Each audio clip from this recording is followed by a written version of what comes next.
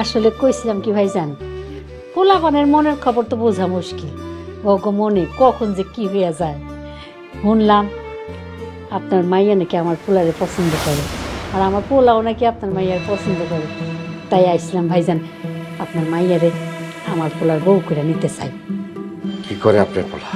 আপাতত যা পায় তাই করে, ভালো কাম পাইলে সেই কামে লেগে পড়বে।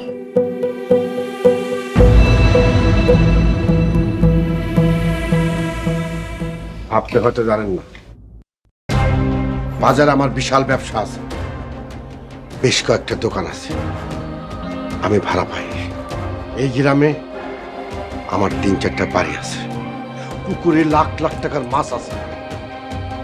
এইসব আপনার কেন কইতাছি আপনি বুঝতে পারতেছেন? কেন কইতেছেন? আপনার ছেলে আমার বাড়ির কাজের লোক হওয়ার যোগ্যতা রাখে, আপনি কোন সাহস আইছেন বিয়ের প্রস্তাব নিয়ে? আরে আপনার পোলার মাথায় গিলু না থাকতে পারে, আপনি তার পাগল না? তাহলে কোন আক্কেলে আমার কাছে বিয়ের প্রস্তাব নিয়ে আইছেন? আমার মেয়ের লাখ লাখ টাকা খরচ করে পড়ালেখা শিখে দিছি, মানুষ করতেছি কি আপনার মতন ফকিনের পোলার লগে বিয়ে দেওয়ার লেগা?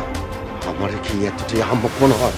ভাইজান আপনি ভুল বুঝেন না, আমার পোলা একটা ভালো মানুষ, শুধু একটা সুযোগ পাইলে ও অনেক ভালো কিছু করে দেখাইতে পারবো।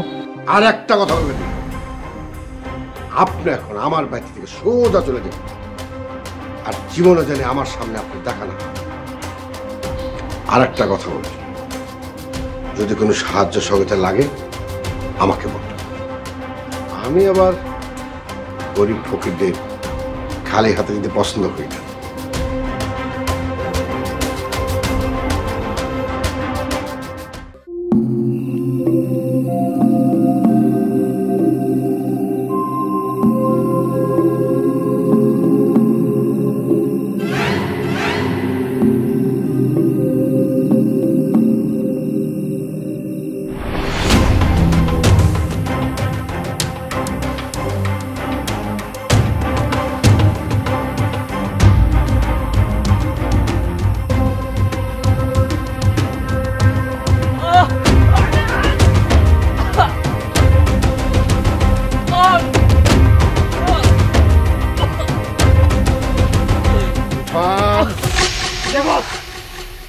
और बादन मिला दे।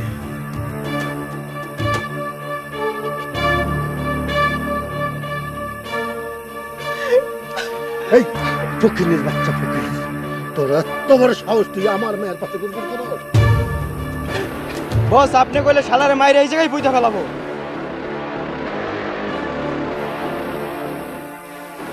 চাইলেই তোর আমি মাইরা ফেলাইতে পারি, কিন্তু খুন খারাপে আমার অভ্যাস না।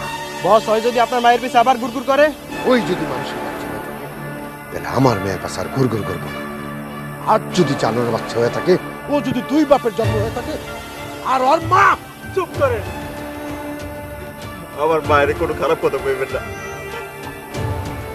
অন্যায় করলে আমি করছি, শাস্তি আমারে দিবেন, কিন্তু আমার মায়ের কোনো খারাপ কথা কইবেন না। ঠিক আছে, তোর মায়ের আর গালি দিলাম না, কিন্তু তোর কথা দিতে হইব আমার মেয়ের পাশে কোনদিন গুড়গুড় করবি না। ঠিক আছে, আমি কথা দিলাম। এই চল চল।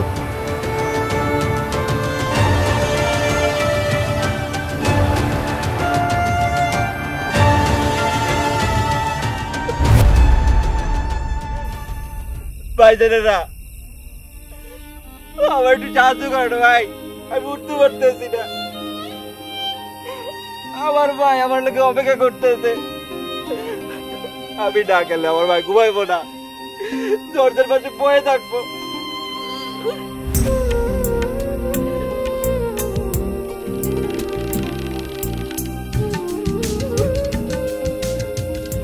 আমি আইতেছি, তুমি কোনো চিন্তা করো না, আমি ঠিক আছি, আমি আইতেছি মা।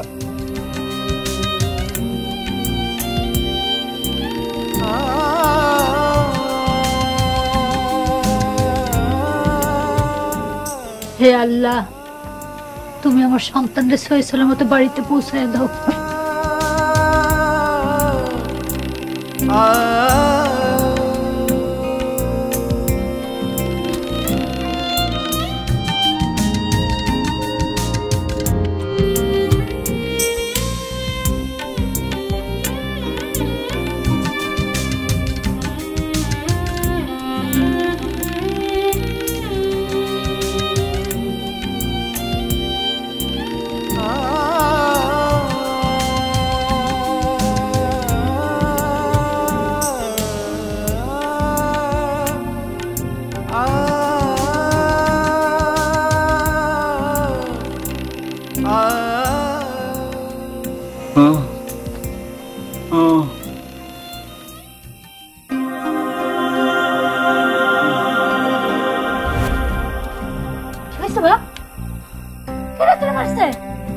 কে করলে সর্বনাশটা? মা, আমার এক গ্লাস পানি দেবা, আমার জানটা ফাইটে যাইতেছে।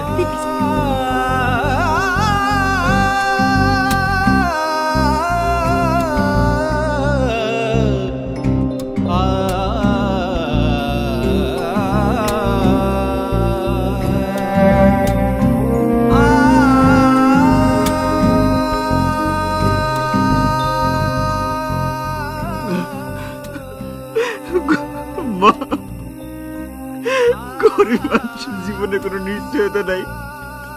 আমি গরিব, এইটাই আমার জীবনে সবচেয়ে বড়। এমন কথা কইস না বাজান, তুই গরিব হইল আমার মানিক রতন 7 রাজার ধন। তোর টাকা পয়সা না থাক, তোর একটা মা আছে, তোর মা তোর জন্য সারা জীবন দোয়া করবে বাবা। তুই অনেক বড় হবি বাবা, তুই অনেক বড় হবি।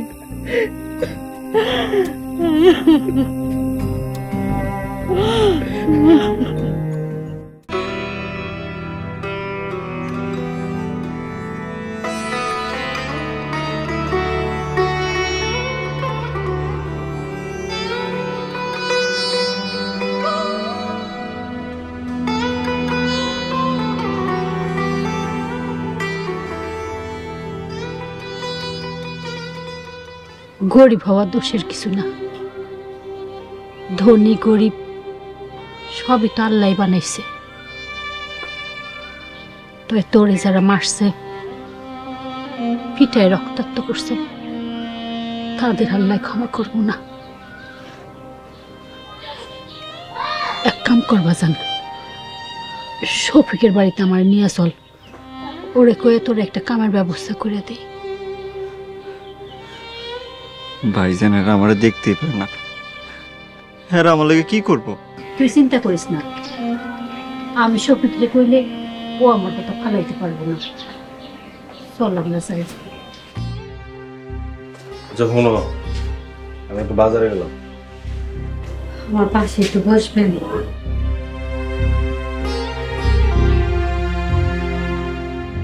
কতদিন হয়ে গেল আমার অসুখ তো ভালো হইতেছে না, মনে হয় আর ভালো হইব না। আমি বোধে বেশি দিন বাঁচবো না। চুপ করো, কি কইতেছো তুমি? আমারে চুপ করে না, আজকে আমারে কইতে দেন। আপনি একটা জিনিস দেখছেন, আপনি কত টাকা আমার পিছে খরচ করছেন, কত বড় বড় ডাক্তার আমারে দেখাইছেন, কোনো ডাক্তারই আমার রোগ ধরতে পারে না। কত টাকা আমার পিছে খরচ করছেন, আপনার কোনো টাকাই কামে আহে নাই। এটাই হলো দুনিয়ার সব থেকে সত্য। টাকা দিয়া সব কিছু হয় না, টাকাই সব কিছু না। আপনি এই টাকার লেগা আপনার ছোট ভাইরে কি করছেন, আপনার মারে দেখভাল করেন নাই।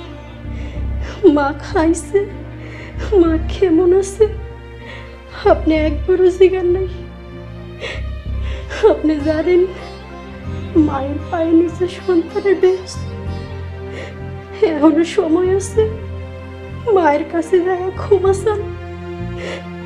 আর আমার কথা বলেন, মায় আমার অনেক ভালোবাসত। মায় হয়তো আমার এই রোগের কথা জানেন, জানলে আমার লেগে দোয়া করব। আর সে দোয়া করলে মহান আল্লাহ পাক আমার সুস্থ কইরা দিতে পারে। ঠিক আছে, জানো। শফিক, শফিক ভাই বাড়িতে আছিস? শফিক